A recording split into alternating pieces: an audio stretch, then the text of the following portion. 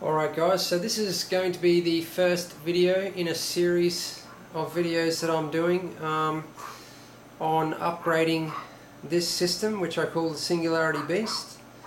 So there's going to be a number of videos, and they're going to be called Singularity Beast updates. So yeah, make sure you check them all out. Okay, so step one is these new Gainward GTX 580 Phantom 3GB graphics cards in SLI. Okay, so I have removed my old GTX 480s, which were in Tri SLI water cooled. I'll show you those in a minute. I've just got them outside the system, and I've had to bypass the water cooling loop right there where that quick disconnect is, because the graphics cards are obviously still air cooled.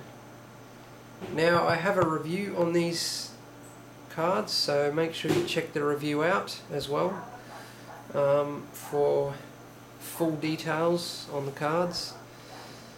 So at the moment, I'll just get you off the tripod. As I said, I've bypassed the water cooling loop. I've just had to tie it up there with a cable tie to take the pressure off the thread at the bottom here.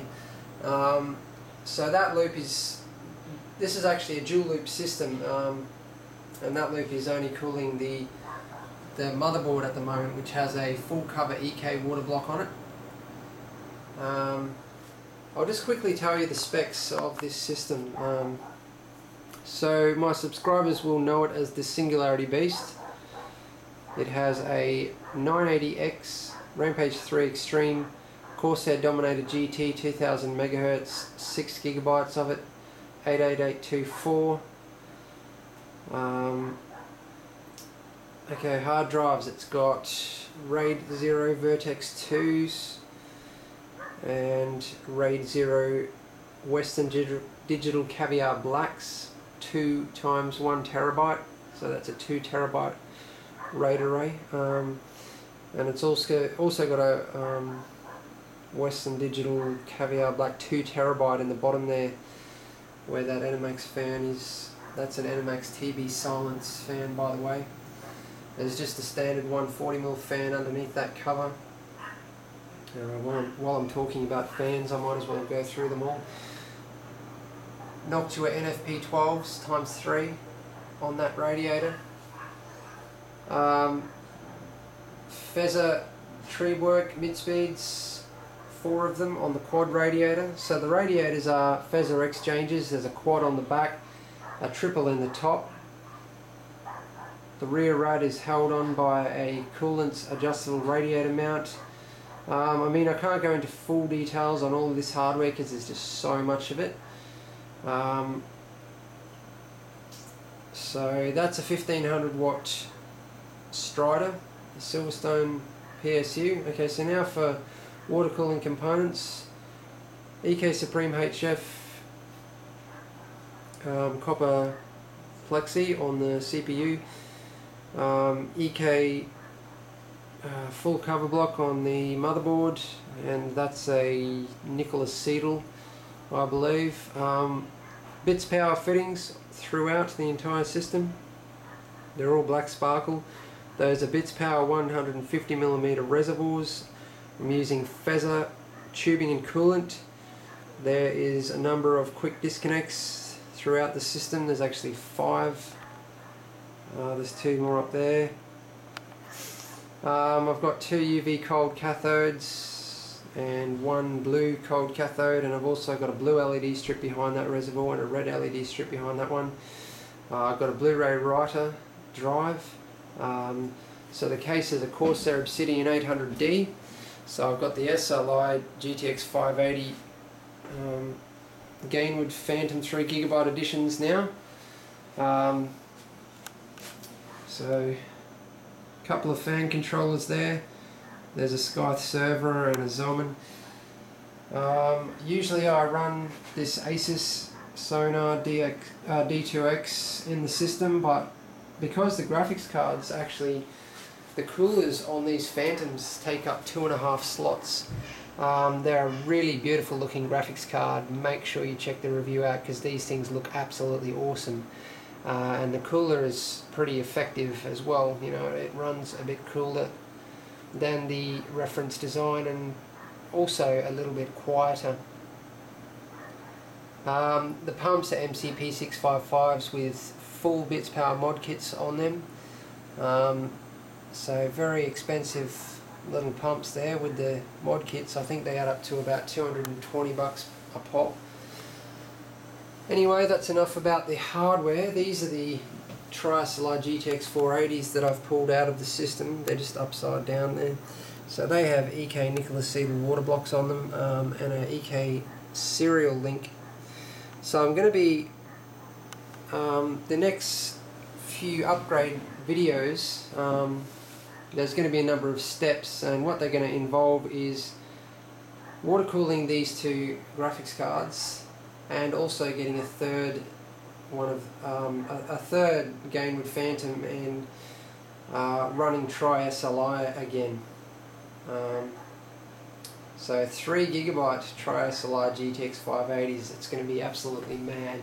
So then I'll put the serial link back on and I'll include them back into the loop. Now there's also a number of other upgrades that I'm going to be doing in this upgrade process. Some of them I'm going to keep as surprises, but a lot of the parts rocked up today, so I'm going to show you them right now. So that's lovely matte black PCB there. I've also pulled out the extra 4-pin Molex power. You can see there's one plug just there because I'm actually having some power related problems that I'm trying to sort out. You can see there's also a downward facing Molex plug just there that I've disconnected. So I was trying to sort out those power issues, but nothing that I've done so far has really changed anything. I've switched off PCI slots and PCI Express slots and things like that.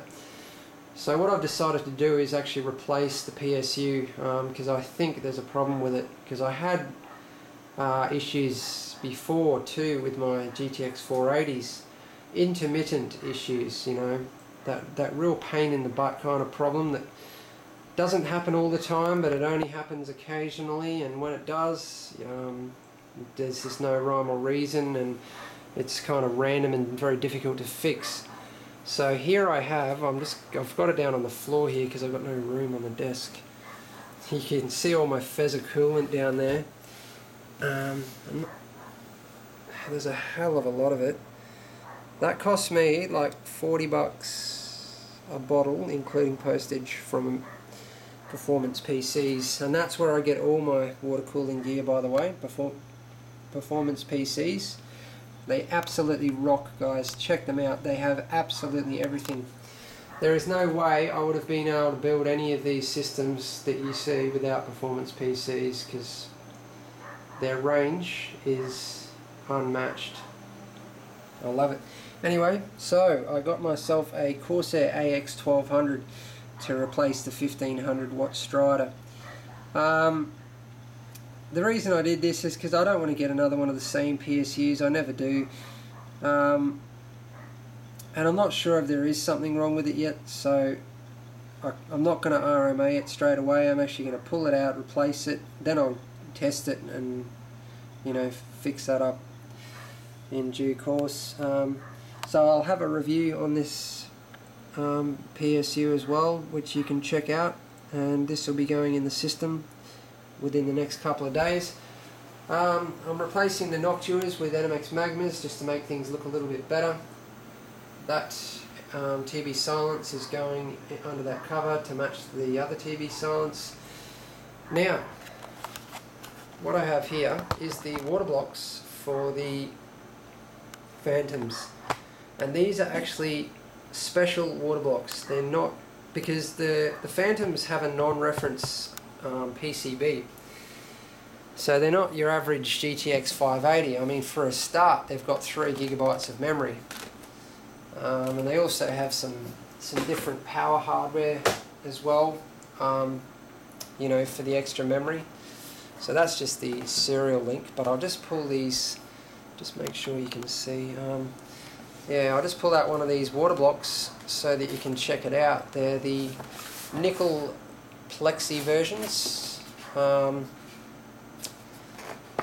am going to be kind of matching all these water blocks up. You'll see that in this series of upgrade videos. I'm not going to say now, but I'm adding another water block to one of the loops. Yeah, for another one of the components, but yeah, I'll keep that as a surprise. So the different types of water blocks that I've got, I mean, they're all EK, but some are nickel acetal, some are nickel plexi. I'm going to be kind of matching all those up in this upgrade series.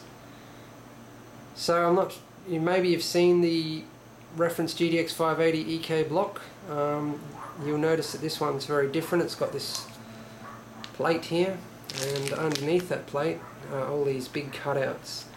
So this has actually only just come out a couple of weeks ago, and EK decided that there was actually enough demand for water cooling on the 3GB GTX 580s that have been made by Pallet and Gainward. I think that's the only manufacturers that have made them. So that's the lovely water block there. I'm going to have plenty more videos showing you these blocks on the cards. Don't worry, you are not going to miss a thing. I'm going to show you every step of the upgrades.